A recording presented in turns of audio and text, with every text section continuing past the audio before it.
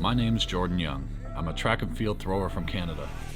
For over a decade, I've been working to understand every aspect of throwing. I'm an athlete, which means the only way to be great is through raw hard work and determination. This is my story. I'm going to be taking on one of athletics' biggest challenges, the Olympic Games.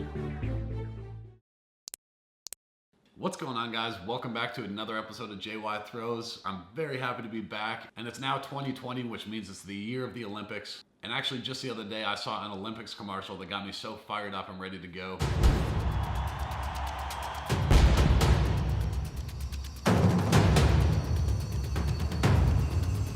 But unfortunately, the last week has been so rough for me. It started with my wisdom teeth starting to hurt, and that was affecting my throwing. And then I got sick. That had me in bed for a couple days. I am so sick right now, so I'm definitely not going to be talking much during this video. And I've got my wisdom teeth coming in that have been putting me in an incredible amount of pain as well, and I've got surgery for that tomorrow. But I don't even know if I can do the surgery because I'm so sick. So I'm here doing stairs to try to sweat, see if I can make myself feel better for tomorrow, and maybe they can do surgery. But luckily, 2 days ago they were able to do it, and now I'm feeling quite a bit better.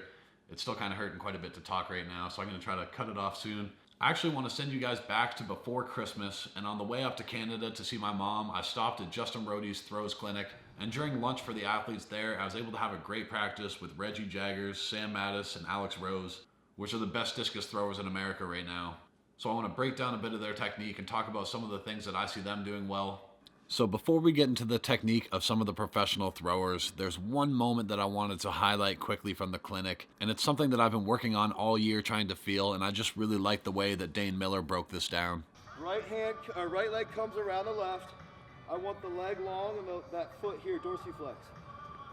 Right leg sweeps. Now I'm gonna hold, and my left leg's gonna go around my right. So my left leg sweeps. Now when my left leg grounds, my right side comes around my left, okay?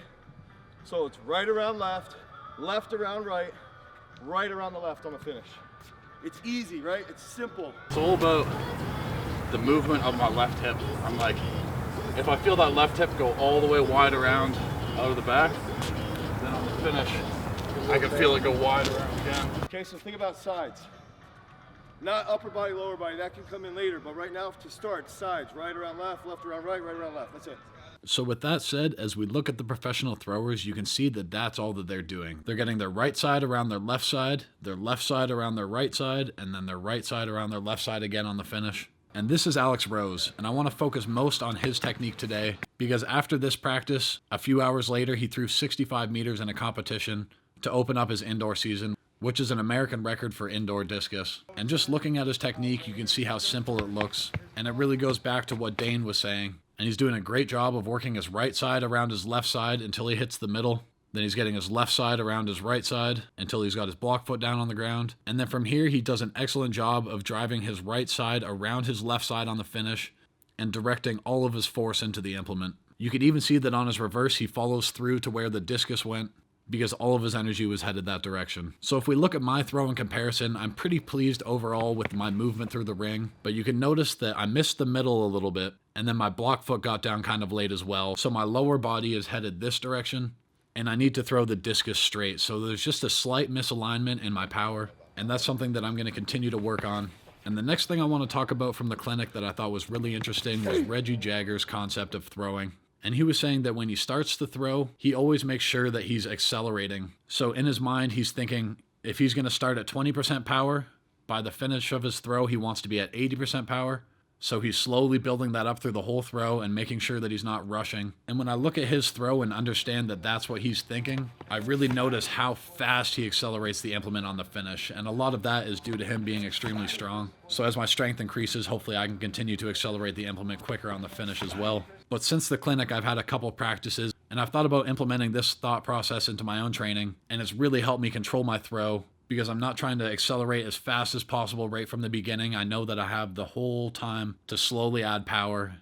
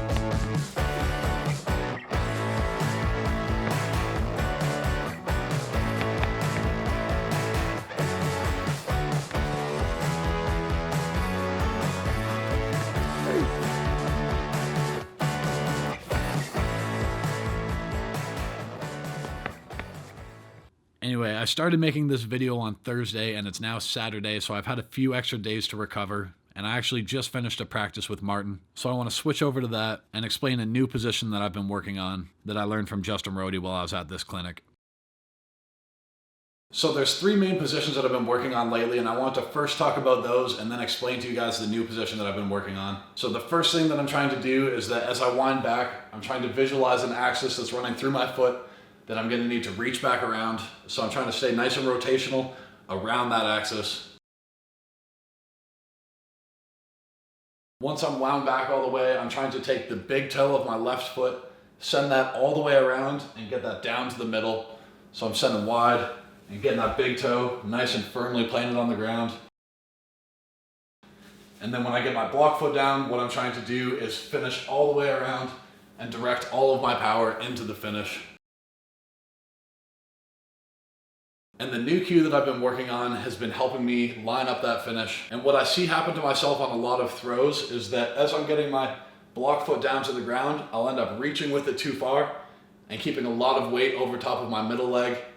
And as I turn that, my weight will kind of stay there, and then I'm not driving everything into the throw and really using my leg power. So a cue that Justin Rodhe gave me was that as this foot's coming down to the front, he was saying visualize basically a string going from my foot to my head, and as this is coming down, it's pulling my head with it. And that's been helping me on the finish. So as my foot comes down, it's bringing my head with it, and that's helping get my chest into the finish and direct everything into the throwing direction.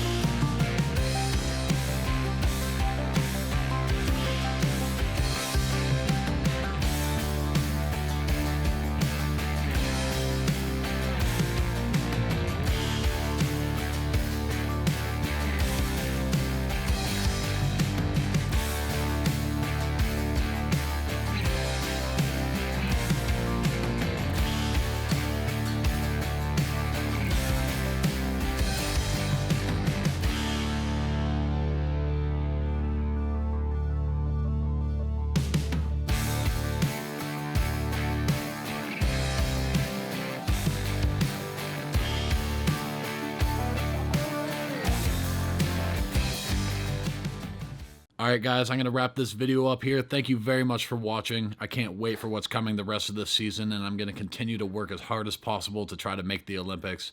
So if you guys enjoyed this video, leave a like, and if you really enjoyed it, subscribe for more. I will see you in the next one.